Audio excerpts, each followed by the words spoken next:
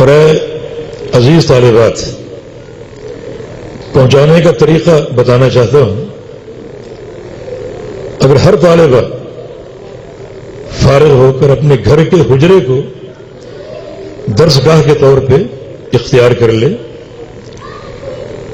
تو یہ سب سے نفیس طریقہ ہے اس علم کو آگے پہنچانے کا.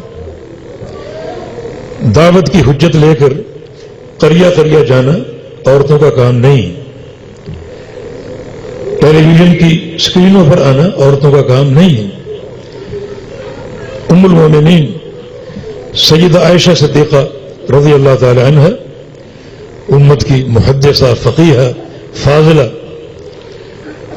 اور ان کے گھر کا حجرہ ہی ان کی تعلیم و تربیت کی اساس تھا.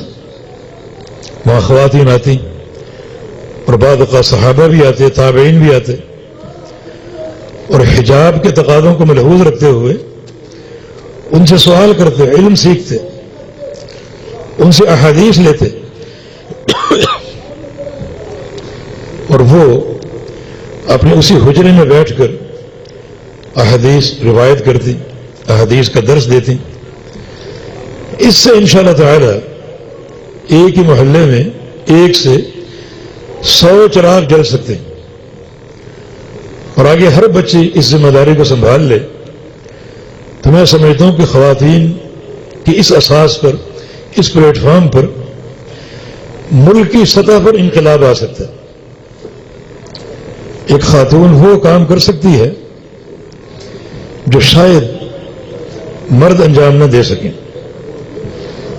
تو یہ ایک نصیحت جس سے میں نے آپ کی اس نشست کا آغاز کیا ہے، اس دعا کے ساتھ کہ اللہ تعالی آپ کے سینوں کو، آپ کے افہام کو علم نافع کے لیے کھول دے، آپ کو عمل کی توفیق دے، اور کل میدان عمل میں بالکل صحیح منہج کے مطابق ذمہ داریاں ادا کرنے کی توفیق دے.